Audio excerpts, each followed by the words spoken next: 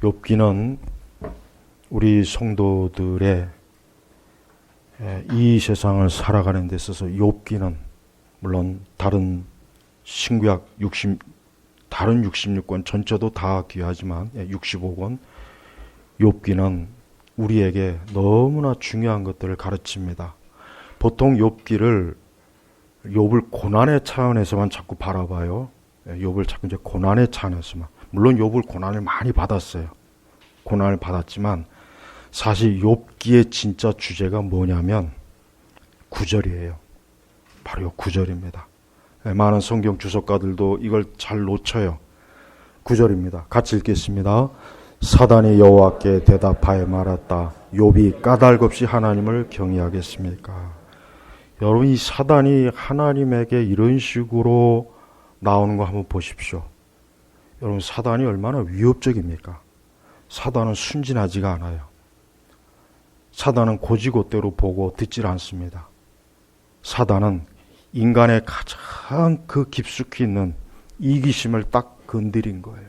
뭐라 그랬습니까? 욥이 까닭없이 하나님을 경외하겠습니까? 그러니까 욥이 다 이유가 있어서 하나님을 경외하는 것이지 뭐 진짜 하나님을 사랑해서 경건하게 살고 거룩하게 살고 하나님을 경외하는 줄 아십니까?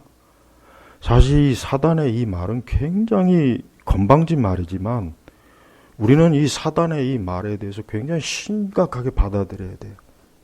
이거는 우리에게 대한 사단의 도전입니다. 여러분에게도 만약에 마귀가 너가 까닭 없이 이유 없이 하나님을 예배하느냐, 교회 다니느냐, 신앙생활 하느냐, 우리에게 그렇게 도전적으로 직접적으로 물어왔을 때 우리가 과연 거기에 그 앞에서 어떠한 대답을 사단에게 담대하게 할 수 있을지 한번 여러분 곰곰이 생각해 보십시오. 사단은 두루두루 땅을 다녔어요. 그래서 하나님 앞에 섰어요. 근데 하나님께서 먼저, 참 희한한 게 하나님께서 먼저 사단에게 뭐라 했습니까? 너는 내 종을 유의하여 보았느냐. 이 말씀에서 할 수 있는 것은 하나님께서는 자기 백성, 자기 자녀들을 유의하여 보고 있는 거예요. 하나님께서 욥만 유의하게 보는 게 아니에요. 하나님은 우리 한 사람 한 사람, 적어도 하나님의 자녀 한 사람 한 사람을 유의하여, 여기서 유의하다는 건 뭡니까? 집중적으로 본다는 뜻이에요. 대충 건성이 아니고 그저 많은 군중을 보는 게 아니고 그 한 사람만 딱 보는 거예요. 그런데 하나님께서는 우리를 그렇게 지금 보시고 계시죠. 우리를 유의하여 보는 거예요. 우리의 모든 일거일수적을 보는 거예요. 그런데 하나님께서는 이 사단에게 욥을 유의하여 보았느냐. 그와 같이 순전하고, 그러니까 깨끗하다, 거룩하다, 정직하며 하나님 앞에 흠이 없다 이거죠. 하나님을 경외하며 하나님을 사랑하는 거죠. 악을 멀리하는 사람은 세상에 없다. 그러니까 하나님께서 욥을 유의하여 봤어요. 아니, 하나님께서 이 땅에 있는 모든 사람들을 봤어요. 그런데 그 중에 욥이 유난히 하나님의 눈에 띄었는데 왜 유난히 띄었느냐? 하나님 스스로 말씀하셨어요. 그와 같이 순전하고 정직하며 하나님을 경외하고 악을 멀리하는 사람은 없다. 자, 여기서 우리가 한 가지 우리 자신을 돌아봅니다. 우리는 그러고 있는가? 우리 자신은 그러고 있는가? 전 이거를 심각하게 저 자신을 포함해서 오늘 말씀을 듣는 모든 분들에게 되묻고 싶어요. 우리는 그러고 있는가? 하나님께서 이 세상의 온 땅을 두루두루 유의하여 봅니다. 그래서 누가 하나님을 정말 경외하고 사랑하는가? 누가 하나님을 진정으로 순전하게 정직하게 하나님을 찾고 있는가? 하나님께서 유의하여 봅니다. 두루두루 봅니다. 그 중에 한 사람은 하나님께서 욥을 발견했습니다. 그래서 하나님께서는 사단에게 욥이 이런 사람이다. 너는 이런 욥을 알고 있느냐라고 하나님께서 욥에게 아주 자신 있게, 굉장히 하나님께서 자신감 있게 욥에 대해서 사단에게 마치 자랑하듯이 야, 욥 봐라. 이 사단아. 봐라. 너 욥과 같은 사람 봤냐? 하나님께서 지금 여기서 마치 욥을 자랑하는 것 같아요. 근데 욥이 그때 굉장히 아주 이 욥이 그러니까 마귀가 그때 이 마귀가 아주 하나님 앞에 굉장히 아주 건방지고 교만하게 말한 게 뭡니까? 욥이 까닭 없이 하나님 경외하겠습니까? 다 이유가 있는 겁니다. 다 이유가 있습니다. 하나님 착각하지 마세요. 하나님 보니까 지금 착각하시는 것 같은데 다 욥이 그 속에 계산하고 있는 게 있어요. 보십시오. 10절에 주께서 그와 그의 집과 사방에 있는 그의 모든 소유의 울타리가 되어주지 않았습니까? 쉽게 얘기하면 하나님께서 욥의 재산을 지켜주지 않습니까? 하나님께서 그가 가지고 있는 욥의 재산을 하나님이 든든히 지금 보호해주고 있지 않습니까? 또 주께서 그의 손으로 하는 일에 복을 주셔서 그의 가축이 땅에서 넘치게 되었습니다. 옛날은 이 가축이 재산이잖아요. 소가 많고 양이 많고 키우는 짐승이 많아야 옛날은 재산이 많은 거거든요. 그러니까 사단은 하나님께서 욥이 하는 일에 복을 주셔서 그냥 재산을 쌓아 부어주지 않습니까? 한마디로 얘기하면 사단은 욥이 다 하나님께로부터 얻는 게 있으니까 주고받는 거라 이거예요. 얼마나 이 사단의 생각이 계산적이죠. 지극히 사단은 계산적이에요. 사단은 욥의 순전한 신앙, 욥의 이 정말 까닭 없이 정말 하나님을 믿는, 하나님을 경외하는 것을 사단은 부정하고 있는 거예요. 그런데 우리 자신은 부정할 수 있나요? 우리는 그걸 부정하고 있습니까? 왜 이 욥기가 우리 성도들에게 있어서 왜 이게 중요한 말씀이냐면 욥은 인간의 가장 깊은 심층을 찔러대는 거예요. 우리 인간의 가장 어쩌면 욥기는 이 세상에서 가장 뛰어난 심리학 책일 수도 있어요. 하나님 말씀이지만 사단은 하나님께서 고지고대로 욥을 보면 안 됩니다. 욥은 하나님의 보호를 받고 있고 하나님께 또 복을 받고 있어서 그래서 그게 좋으니까 하나님을 경외하는 거고 섬기는 것이지 절대 하나님은 욥은 그것이 아니라면 욥은 절대 하나님을 경외하지 않을 겁니다라고 자신 있게 도전적으로 하나님께 나왔어요. 그래서 어떻게 됐습니까? 우리가 아는 바처럼 보아라 그의 모든 소유를 내 손에 맡길 터이나 오직 그의 몸에는 내 손을 대지 마라 하시니 사단이 옆에서 떠나갔다. 이게 1차 도전이에요. 이게 1차 도전입니다. 근데 이 1차 도전에서도 욥은 어때요? 전혀 흔들림이 없었습니다. 그래서 22절에 보니까 이 모든 일에 욥이 죄를 짓지 않았으며 어리석게 하나님을 원망하지도 않았다. 1차 사단의 1차 도전에서 욥이 승리했습니다. 그 다음 2장으로 넘어가면 바로 이제 두 번째예요.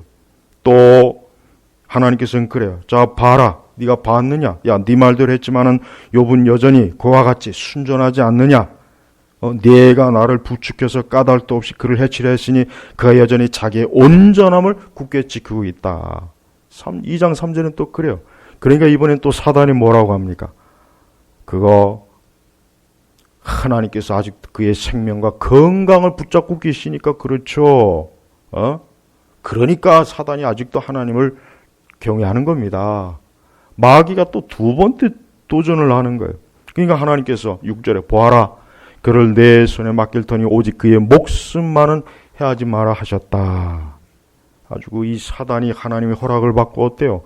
여호와 앞에 나와서 욥을 쳐서 그의 발바닥도 머리끝까지 악창이 나게 하니 욥이 잿더미에 앉아서 질그릇 조각으로 자기 몸을 긁고 있으니 악창이 나가지고 온몸에 아주 그냥 진물이 나요. 그걸 가려우니까 질그릇 조각으로 자기 몸을 긁고 있는 거예요. 9절에 보니까 놀라운 말을 있어요. 그의 아내가 보다 못해. 그래도 그의 아내는 첫 번째까지는 그래도 참았나 봐요. 그의 아내는 역시 첫 번째까지는 역시 그래도 욥의 명색의 욥의 아내니까 첫 번째까지는 그래도 욥의 아내가 잘 이겨냈는데 두 번째는 당신이 아직도 온전함을 굳게 지킬 것입니까? 하나님을 저주하고 죽어버리시오. 이게 누가 한 말입니까? 욥의 아내가 한 말이에요. 욥이 얼마나 충격을 받았을까요? 저는 옛날에 생각해보면 이 욥기를 참 건성으로 읽었던 것 같아요. 그러나 나이를 먹고 여러 고통과 저 역시도 여러 고난과 어려움을 겪어보니까 욥이 얼마나 힘들었을까? 욥이 얼마나 힘들었을까? 욥이 얼마나 많은 정신적, 육신적 시달렸을까?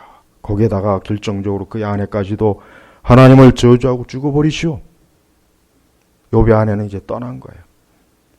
이제 욥의 아내도 더 이상 못 참는 거예요. 재산도 다 빼갖고, 그의 자식들도 다 뺏어갖고, 마지막 남은 건강 하나마저도 다 뺏어가니까 이제 욥의 아내도 하나님 저주하고 죽어라, 죽어라, 죽어라. 이게 바로 인간의 한계입니다. 욥은 비록 그의 아내가 그런 말했지만 뭘 하겠습니까? 10절에 보니까 당신은 마치 어리석은 여자가 말하는 것처럼 말하는구려. 우리가 하나님께 복을 받았으니 재앙도 받지 아니겠소 하고 이 모든 일에 욥이 자기 입술로 죄를 짓지 않았다. 여러분, 욥기 1장이야말로 욥기 전체 핵심이요, 욥기 전체 결론에 사실 해당됩니다. 욥은 하나님이 인정할 정도로, 하나님이 칭찬할 정도로, 하나님이 알아줄 정도로 욥의 신앙은 정말 존전했습니다. 그러나 마귀는 그 욥의 신앙을 흔들었습니다. 욥의 믿음을 흔들었습니다. 욥이 가지고 있는 재산도 흔들었습니다. 그의 자식들도 거두어 갔습니다. 그러나 욥은 어떻습니까? 끝까지 어리석게 원망하지 않았다. 성경에 이 말이 참 의미가 깊어요. 이 모든 일에 욥이 자기 입술로 죄를 짓지 않았다. 즉 욥 자신이, 마귀는, 지금 사단은 욥의 입에서 나도 이제 더 이상 못 참겠다. 하나님 저주받아라. 도대체 이게 뭐냐? 이제까지 하나님, 내가 그래도 하나님을 섬기고 하나님을 경외하고 그래도 하나님 앞에 순전하게 애를 썼는데 이게 뭡니까? 이게 뭡니까? 아니, 나한테 도대체 무슨 원한이 맺혀서 이렇게 다 뺏어가고 다 이제 내 몸에, 내 몸까지 이렇게 만신창이로 만드니까 요 말이 나오기를 바란 거예요. 요 말이 나오기를 마귀가, 사단이 아주 그 옆에서 그거 한마디만 뱉더라. 그거 한마디만 뱉더라. 나 욥은 그러지 않았어요. 오늘 이 시대에 교회를 다니는 분들, 욥이 까다없이 하나님을 경외하겠습니까 하는 이 물음에 정말 자신있게 양심에 대답할 수 있는 사람들이 과연 몇 사람이 되겠습니까?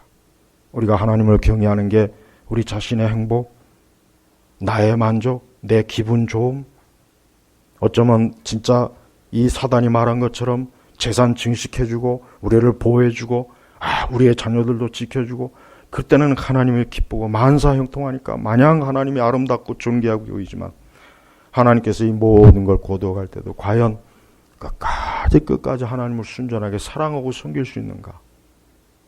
이게 바로 이 욥기에 있어서 굉장히 중요한 신앙의 주제입니다.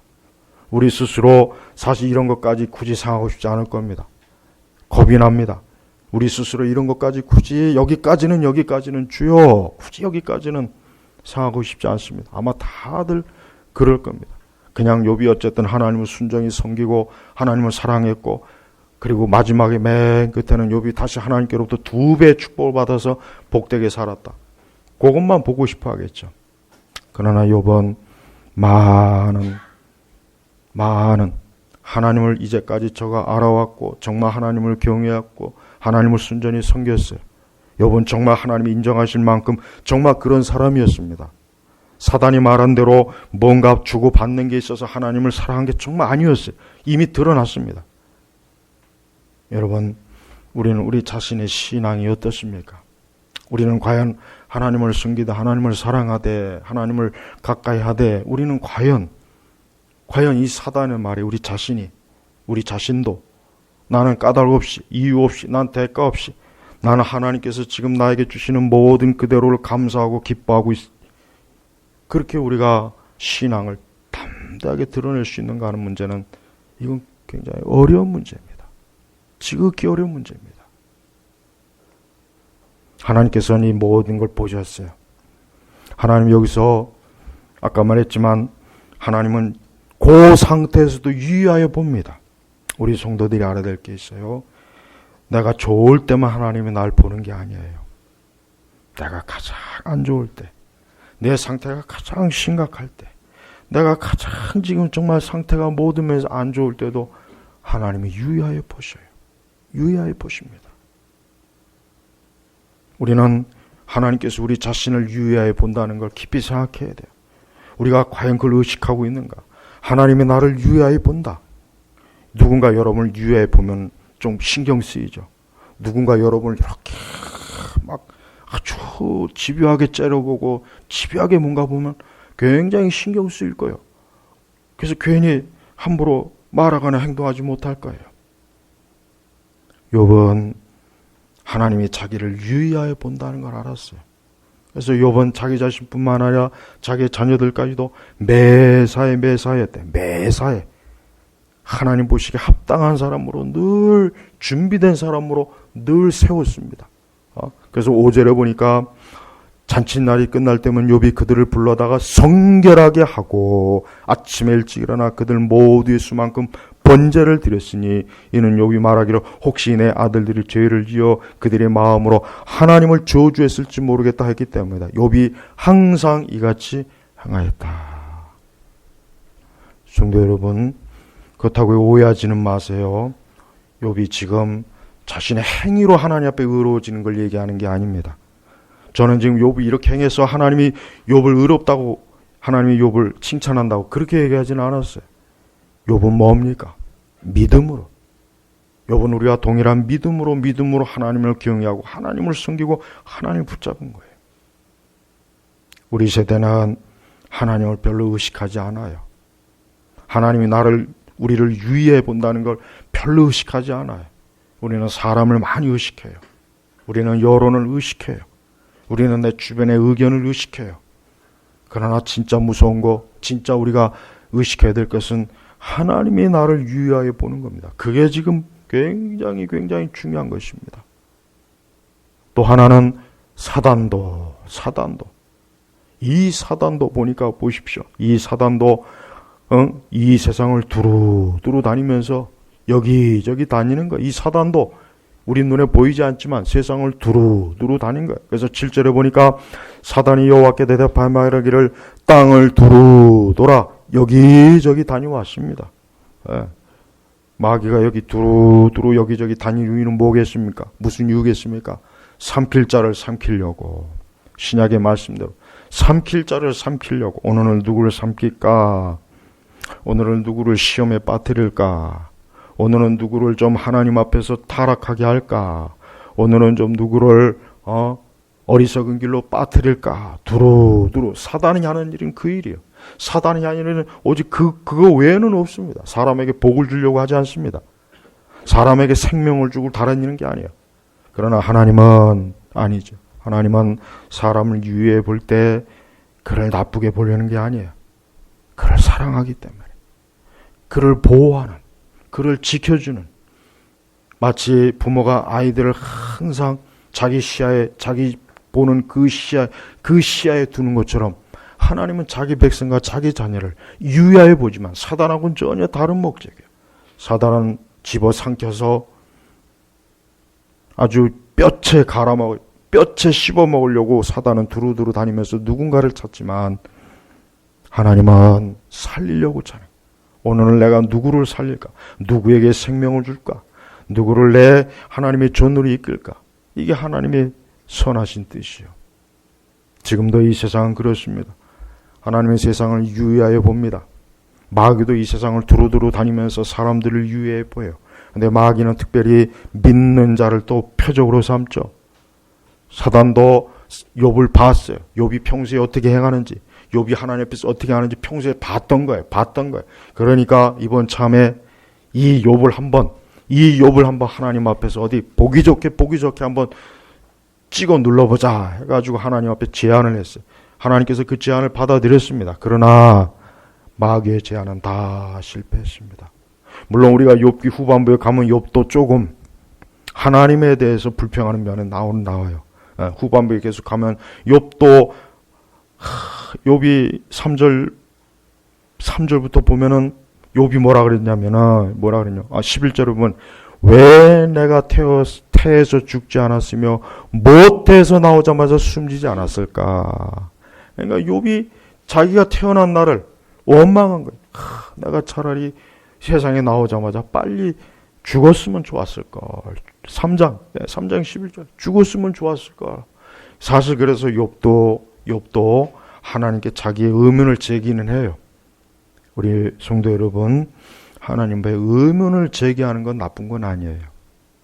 행여라도 하나님을 불신앙적으로 하나님 앞에 욥의 아내처럼 그렇게 하는 건 죄지만, 하나님 앞에 불신앙적으로 말하고 불신앙적으로 하나님을 대하는 건 죄지만, 그러나 우리의 의문을 표시하는 것은 죄가 안 됩니다. 욥은 하나님 앞에 의문을 표시했어요. 욥은 자기가 알지 못하는 하나님, 자기가 이제까지 하나님을 잘한다고 생각했던 것 같아요.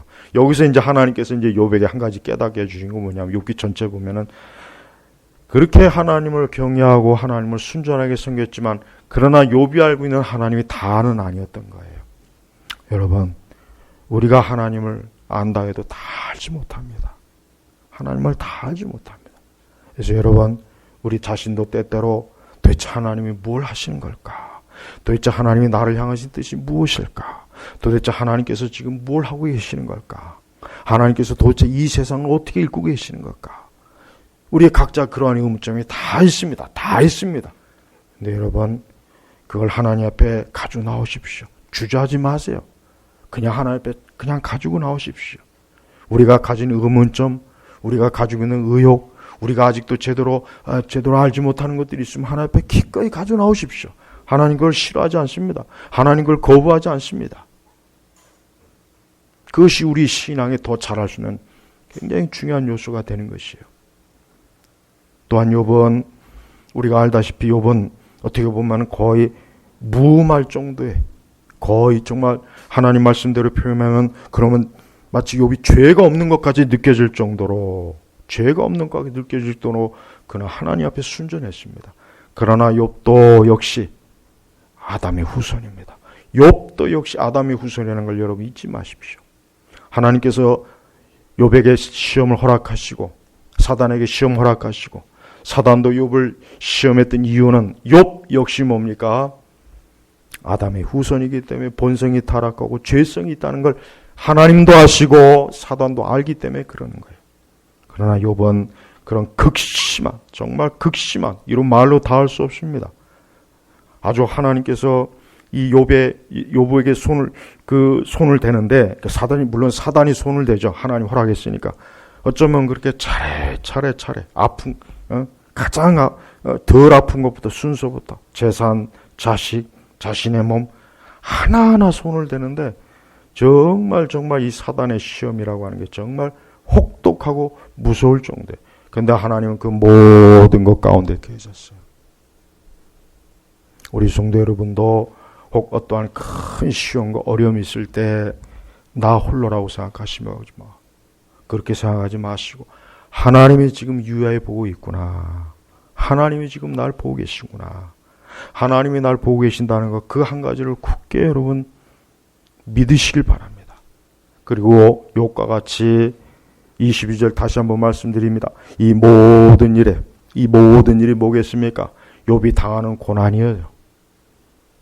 이 모든 일이 좋은 일이 아니에요. 돈이 쏟아지고 땅이 넓어지고 지금 막 어떤 이 세상 것들이 막 욥에게 굴러 들어와서 욥이 막 재산, 그게 아니라 엄청나게 지금 욥이 고통받고 있는 중에 욥이 죄를 짓지 않았으며 어리석게 하나님을 원망하지도 않았다.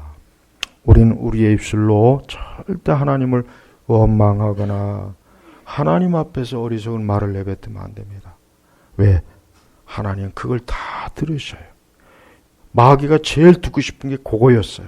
욥의 입에서 단 한마디라도 하나님을 원망하면 그때 가서 하나님 앞에서 게임 오버, 내가 이겼습니다.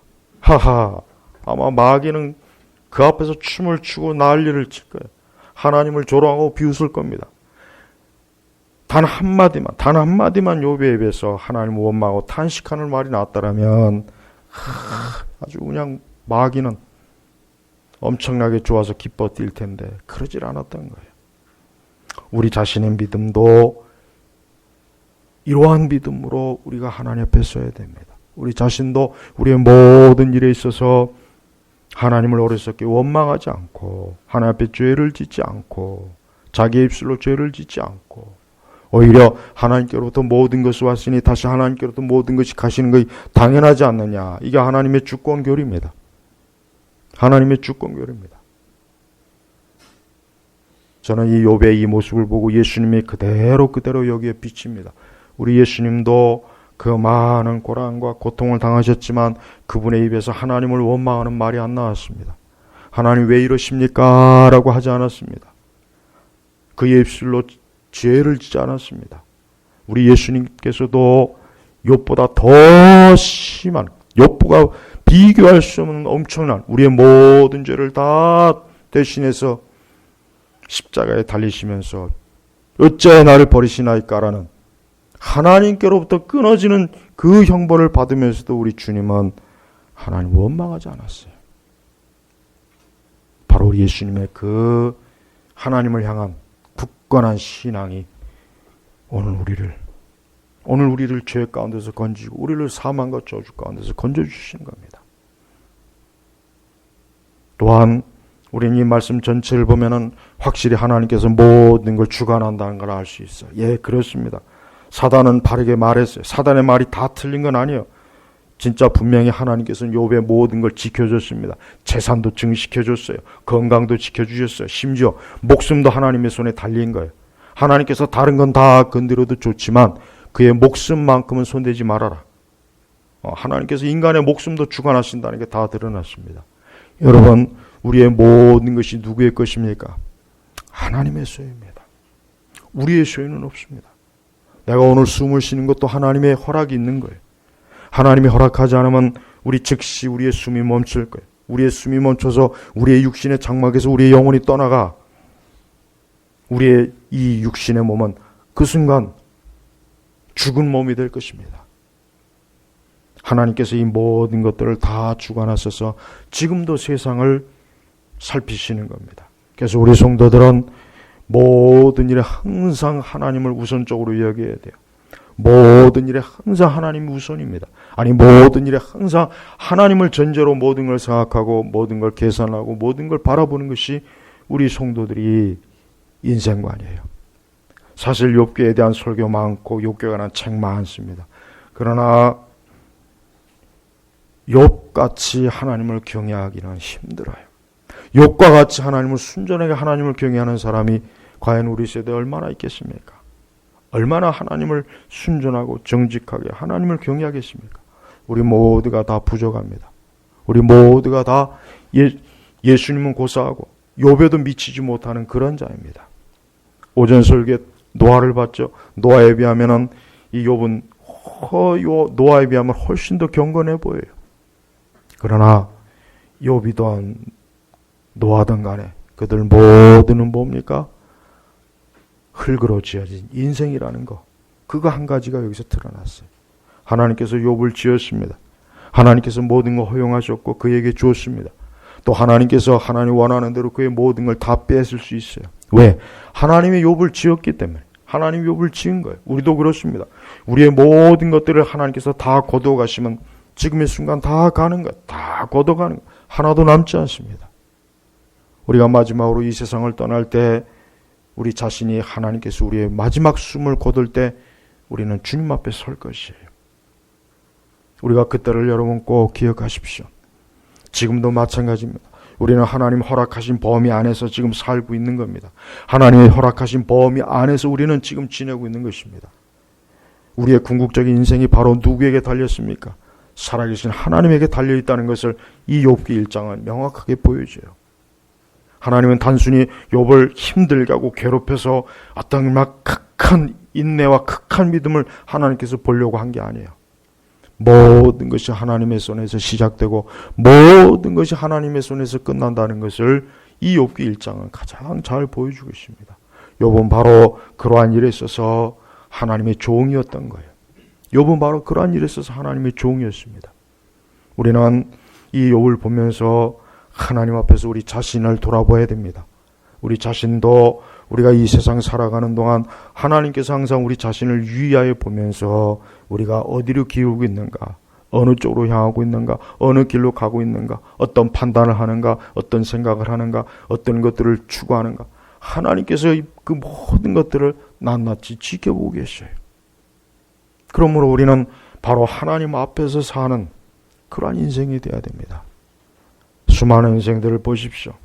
하나님 앞에 살지 않잖아요. 사람 앞에 살죠. 이 세상 앞에 살죠. 그들은 참된 인생이 아닙니다. 참된 인생은 뭡니까?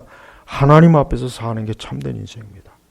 우리가 매일 아침 저녁으로 우리가 어느 때든 하나님께서 나를 유의하여 보고 나를 살펴보고 내 마음과 내 폐부를 보시면서 나를 보실 때 내가 그 앞에서 과연 어떻게 나올까? 어떻게 그 앞에서 내가 드러날 것인가? 항상 경건한 두려움으로 하나님을 숨기는 것이 하나님의 백성들입니다. 그러나 무엇보다도 우리 자신은 우리 자신의 의로 쓸 수가 없어요. 오직 하나님의 의로 내 의가 아니라 하나님의 의로 쓰는 것이 나의 의가 아닙니다. 그리스도의 의로 쓰는 겁니다. 욥도 사실은 궁극적으로 그리스도의 의를 통해서 하나님 앞에 선 거지, 욥 자신이 뭔가를 잘해서 하나님 앞에 잘 보여갖고 하나님이 그를 칭찬한 것은 아니에요. 하나님은 욥이 무엇으로 지어진 존재를 알죠. 욥도 흙으로 지었습니다. 욥도 그 속에 하나님의 생기와 호흡이 들어간 피조물이에요. 욥은 하나님이 아니에요. 신이 아닙니다. 완전하지 못합니다. 욥도 탄식하고 괴로워하고 욥도 하나님 앞에서 자기 자신을 돌아봅니다. 그러면서도 끝까지 하나님을 경외하고 그 입에서 하나님을 원망하거나 하나님을 불평하거나 하나님을 저주하는 말이 나오지 않는 그러한 참된 신앙이었던 것이에요. 또한 하나님께서는 우리 성도들의 모든 것들을 하나님의 뜻대로 주관한다는 걸 여러분 꼭 여기서 아십시오. 모든 것이 하나님의 뜻대로 되는 거예요. 우리의 뜻이 아닙니다. 누구의 뜻입니까? 하나님의 뜻대로. 하나님의 뜻 가운데 되시는 거예요. 하나님께서 주고자 하면 주고 빼앗고자 하면 빼앗고 하나님께서 하시고자 하는 그 모든 것들을 우리는 믿음으로 우리는 그걸 알고 깨닫고 받아들여야 돼요. 우리의 생명이든 무엇이든지 다 하나님께서 모든 걸 주관하셔서 지금도 하나님의 뜻 가운데 온 세상을 통치하시고 다스리시는 거예요. 하나님은 이렇게 이 욥기를 통해서 우리 성도들이 우리 자신의 순전한 믿음과 신앙을 돌아보게 하고 또 하나님께서 우리를 유의하여 본다는 걸 알려주셨고 또 마귀가 우리를 유의하여 본다는 것도 알려주셨습니다. 또 때때로 우리에게 오는 많은 시련과 많은 시험이 이게 다 그냥 우연히 오거나 어쩌다 오는 것이 아니라 하나님께서 궁극적으로 허락하신 것이라는 것을 여기서 우리는 보여주고 있습니다. 여러분, 세상은 그냥 저절로 흘러가는 게 아닙니다. 인간사는 그냥 저절로 되는 게 아닙니다. 모든 게 다 하나님의 손에서 하나님의 계획 가운데 하나님의 섭리 가운데서 하나님의 인도하신 가운데 되는 거예요. 그러므로 우리 성도들은 어때요? 매사의 모든 일에 하나님을 전적으로 바라봐야 됩니다. 전적으로. 그래서 11절도 보니까 그러나 주님의 손을 펴서 그의 모든 소유를 쳐보십시오. 그러면 그가 주님을 정면으로 저주할 것입니다. 여기서 주님의 손, 하나님의 손. 여러분이 항상 살아가면서 어떤 도움이 필요하면은 이렇게 기도하십시오. 하나님의 손이 좀 저를 도와주시기 바랍니다. 하나님의 손이 좀 이 일을 해결해 주십시오. 하나님의 손이 좀 이 문제를 처리해 주십시오. 그렇게 기도하십시오. 하나님께서 물론 우리처럼 이런 육신의 손이 있는 건 아닙니다. 그러나 하나님께서는 하나님이 하시는 능력을 얘기하는 거예요. 하나님의 지혜를 얘기하는 거예요. 이 세상은 사실 궁극적으로 하나님의 손이 모든 걸 다 다스리죠. 악인도 하나님의 손에 있고 의인도 하나님의 손에 있고 모든 게 하나님의 손에 있어요.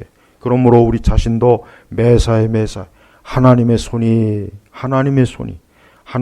나를 이끄시고 하나님의 손이 나를 다독여 주시고 하나님의 손이 나를 인도하시고 하나님의 손이 이 모든 것들을 처리하시고 하나님의 손이 나를 환난과 고난에서 건져내 주시고 하나님의 손이 이 모든 것들을 풀어주시고 하나님의 손은 우리에게 가장 필요한 도움의 손이라는 것을 우리가 알아야 됩니다. 마귀는 우리를 돕지 못합니다. 하나님만이 우리를 도우해요. 하나님만이 하나님의 강력한 손으로 우리를 돕고 우리와 함께해요. 하나님께서는 이 모든 일에 있어서 자신의 권능과 지혜를 지금 풍성하게 보여줬어요. 욥기의 주제는 욥이 아니라 누구입니까? 하나님입니다. 욥기의 주제는 욥이 아니라 하나님의 권능을 보여준 거예요. 하나님의 지혜를 보여준 거예요. 하나님의 통치를 보여준 것입니다. 하나님의 섭리를 보여준 것입니다. 그래서 욥기의 주제는 바로 하나님이시요. 우리의 삶의 주인이 누구십니까? 나입니까? 우리 자신입니까? 이렇게 물어보면 당연히 하나님이죠. 근데 실상은 나예요. 우리 자신이요. 내가 주인이고 내 인생은 내가 주인이고 내가 주도하고 내가 책임지고 내가 이끌고 내가 모든 걸 계획하고 아닙니다. 아직도 그렇게 생각하신다면 하나님께서는 그걸 아니라고 계속 가르치고 지금 계실 거예요. 그게 아니다. 내가 너의 주인이다. 내가 너의 발걸음을 인도하는 것이고 내 손으로 너를 붙잡는 것이고 내 손으로 너와 함께하는 것이다. 너가 주인이 아니다. 너가 너의 주인이 아니라는 걸 명확하게 알아라. 바로 욥은 그것을 욥이 궁극적으로 이제 욥기 끝으로 가보면 알겠지만 욥은 내가 하나님을 너무 몰랐구나. 내가 하나님을 모르는구나. 나는 하나님을 안다고 생각했는데 내가 모르는 게 너무 많구나. 그래서 나중에 욥은 자기 입을 닫아요. 입을 다물었습니다. 그러면서 오직 하나님, 그저 하나님에 대한 영광, 찬송, 찬양. 여러분 때때로 우리가 이해할 수 없는 일이 있을 때 이해하려고 하지 마십시오. 이거 중요합니다. 제가 그저 무식한 신앙을 얘기하는 게 아니에요. 때때로 우리 자신이 이해할 수 없는 일이 있을 때는 하나님을 생각하십시오. 하나님만 그냥 생각하십시오. 그래, 하나님은 이 모든 일을 아시고 이 모든 일을 계획하시고 이 모든 일을 주관하시니까 그것으로 만족하자. 그렇게 여기십시오. 굳이 우리가 알려고 하지 마십시오. 굳이 우리가 알 이유도 없고 못합니다. 알려줘도 못 알아들어요. 못 알아들이는 거예요. 그리고 우리는 궁극적으로 하나님 나라에 가서야 결국은 알 수 있는 것들이 너무 많아요. 이 땅에서는 몰라요. 다 모릅니다. 하나님 나라에 가봐야 알 수 있는 것들이 너무 많습니다. 그래서 성도는 매일매일 믿음으로 가는 거예요. 욥이 이러한 고난을 당하기 전까지는 욥이 하나님에 대해서 자기 자신도 고백하지만 하나님을 자기 몰랐다 그랬어요. 야, 내가 이런 고난을 당한 이후에 내가 비로소 하나님에 대해서 제대로 아는구나. 그만큼 여러분, 우리는 우리 자신이 하나님을 안다 생각하지 마십시오. 너무나 많은 분들이 자기가 하나님을 안다 생각해요. 난 하나님을 알아. 하나님 이런 분이야, 저런 분이야. 욥이 그랬어요. 욥이 그랬던 거예요. 그러나 욥은 하나님이 질문하시는 것에 단 하나도 대답을 못했어요. 단 하나도 대답을 못했습니다. 그렇게 하나님이 칭찬하는 순전하고 정직하며 하나님을 경외하고 악을 멀리하는 욥이었지만 욥은 하나님을 너무너무 몰랐던 거예요. 그러나 괜찮아요. 욥이 그걸 몰랐다고 해서 그게 문제가 된 건 아닙니다. 욥은 자기가 비록 몰랐지만 그래도 하나님 앞에 끝까지 순전함으로 하나님을 신뢰하고 의지했던 그 한 가지는 명확한 거예요. 그래서 나중에 매 끈자에 보니까 욥기야말로 그냥 말 그대로 해피엔딩이에요. 나중에 하나님께서 두 배로 그의 잃었던 두 배를 하나님이 고스란히 다 갚아주시는 거예요. 욥이 당한 고난에 대한 어떤 하나님의 보상일 수도 있고 축복일 수도 있고 그의 믿음에 대한 하나님의 호의, 거기에 해당되는 겁니다. 성도 여러분, 끝까지 이겨내십시오. 끝까지 믿음으로 이기십시오. 믿음 생활은 그거예요. 우리가 이해 못하고 내가 또 혹 정말 무엇인지도 감도 안 잡히고 어떻게 될 줄도 모르고 어떻게 뭘 할 줄도 몰라도 괜찮아요. 우리가 하나님을 믿음으로 끝까지 붙잡고 있으면 됩니다. 그것만 되는 거예요. 하나님은 그걸 우리에게 원하시는 것이지 우리가 알지도 못하는 이 무수한 질문을 우리가 다 알아서 하나님을 믿기를 원하신 건 아니에요. 그건 우리가 인간은 걸 감당을 못합니다. 하늘의 천사도 감당 못할 걸 우리가 어떻게 감당하겠습니까? 오늘 우리의 모든 것이 하나님에게 있습니다. 하나님 아버지에게 있습니다. 주님에게 있습니다. 오늘도 내일도 현재도 장래도 영원까지 다 주님에게 있습니다. 그 하나님을 믿고 신뢰하십시오. 그러면 됩니다. 그러면 안전합니다. 그러면 아무 문제 없습니다. 그러면 하나님께서 우리를 도우시고 우리와 함께 하십니다. 우리를 끝까지 유의하면서 끝까지 천국의 문 앞으로 우리를 이끌어 주십니다. 우리는 그 하나님을 믿고 오늘도 나가는 거예요.